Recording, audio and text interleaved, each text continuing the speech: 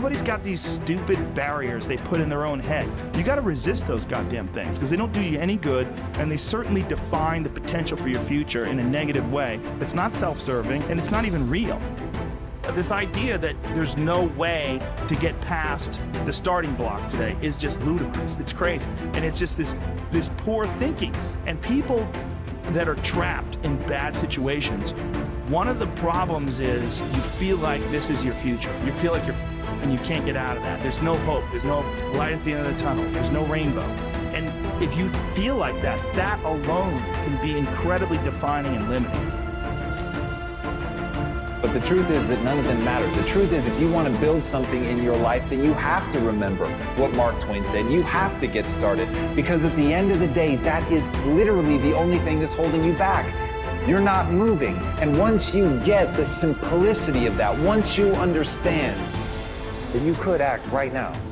When life knocks your butt down, I need you to get back up and I need you to go heavy on it. When uncertainty creeps in, I need you to get up and get right back on the thing that knocked you off, and I need you to go heavy on it. When something doesn't turn out the way you wanted to turn out, I need you to attack the very thing that didn't turn out the way that you wanted to turn out, and I need you to go heavy on it. It's never about the competitors. It's about what we possess and what we do.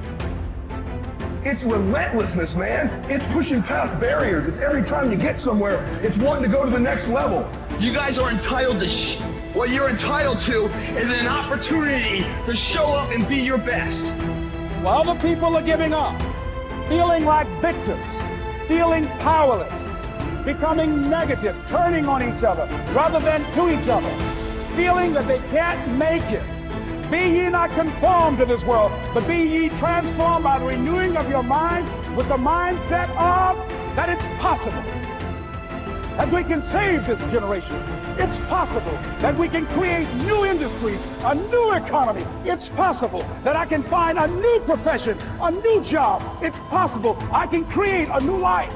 And it's necessary that I become actively involved in becoming a positive force in my life and on the planet.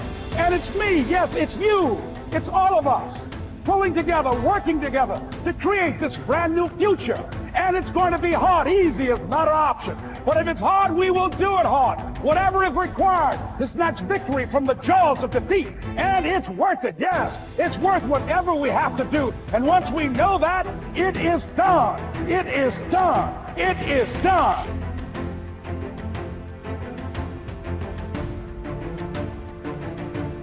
I think we're all faced with great opportunities brilliantly disguised as impossible situations. And in order, like for me personally, and after looking through your book and reading a good portion of it, I mean, for me, there's no school of ancient wisdom that you need to go to be initiated. Your life is your initiation if you're paying attention. So we meet challenges in our life from a certain level of mind, right? A certain level of consciousness or unconsciousness. And even Einstein said we have to go to a greater level of consciousness than the consciousness that's created the problem. Well, what is consciousness? Consciousness is awareness. And awareness means possibilities that you haven't thought of before. So we confront problems or challenges in our life. And as a side note, I was having breakfast with a researcher just last week who's studying what happens when we perceive and condition in our environment as a problem, how it weakens the organism. They're measuring this. And when a person sees it as a challenge, how they draw energy, they raise the energy of their body back into order. So if we said, I want to be wealthy or I want to be healthy, well, what you want to be that because you're not it. So the initiation of going from not it here to it here, you're going to have to climb some steps, and there's going to be some blind spots. So you try it out and it doesn't work. Well, that's because there's a part of you that's still in a habit. There's part of you that's still unconscious. Okay, so what is it about myself in that circumstance that I am feeling about that circumstance, and that feeling is causing me to think about it? So you say, oh, it's impossible, they'll never change. I'll hire a hitman, I'll hire the mafia, I'll hire an attorney, I'll have my friend's friend to talk to him, and nothing changes, right? Well, you're not separate from that experience. You're involved in it, and how you think and how you feel broadcasts energy into the field. So your energy is the same every day, and as long as your energy is the same, nothing's going to change in your life either. And nobody changes until they change their energy.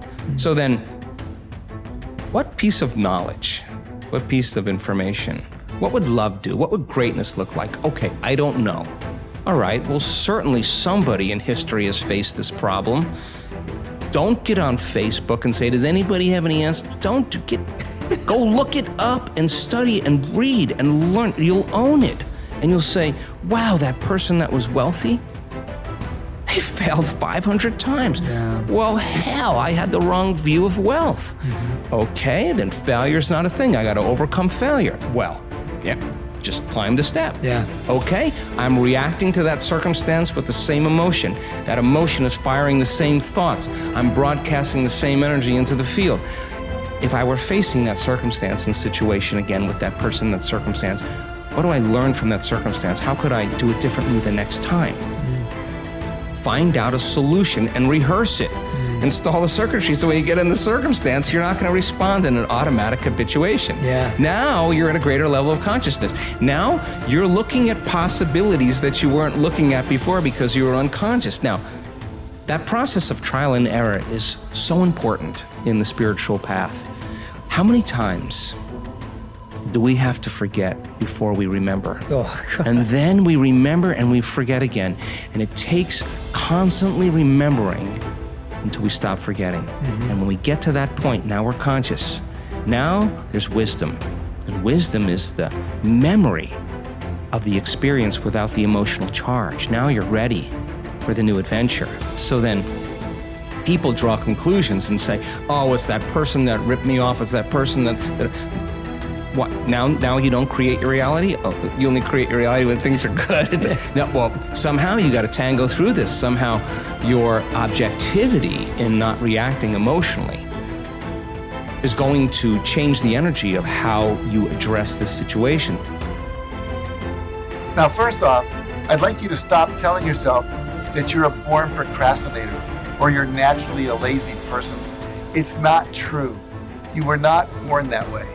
It's just a story you tell yourself, which means it's a story you can change. So from now on, every time you chide yourself for procrastinating or being lazy, I want you to tell yourself that you already have everything you need to accomplish any goal you can imagine, because that is the real truth of the matter.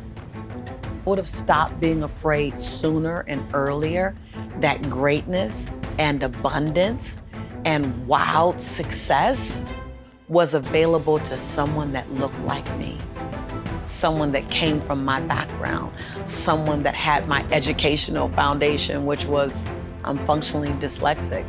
I struggled in school. I would have still given myself permission sooner to have a breathtaking, abundant life. While I was transforming my life, I still kept this sense of disbelief. And so I know that I slowed myself down a lot because until I believed it was for me, it couldn't really come into my hemisphere, it couldn't come into my life. So I would have done more work on my mindset earlier. I would have not just chased the goal, I would have chased the new belief system first. Well, I hope that some of my mistakes, based on what I didn't know, helps you to know some things sooner, quicker, faster, or that it just helps to validate that you're not alone in your thinking. I don't ever try to be perfect. I just want to perfectly manage my imperfection. Be a quick learner. Don't let it take long to teach you. Learn quick. Don't run at the wall too many times. Learn quicker. One guy said he broke his nose 7 times in the same place. Somebody says, looks like you'd stay out of that place. Learn quicker. Don't be stubborn. See, some people won't change even when a better way comes. You say, well, I've been doing it this way 30 years. Hey, be ready for change. If it's a better way, go for it. But don't try to beat it.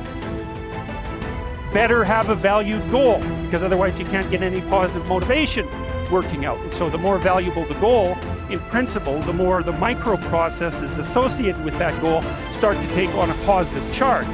And so what that means is, well, you get up in the morning and you're excited about the day, you're ready to go. And so as far as I can tell, what you do is you specify your long-term ideal,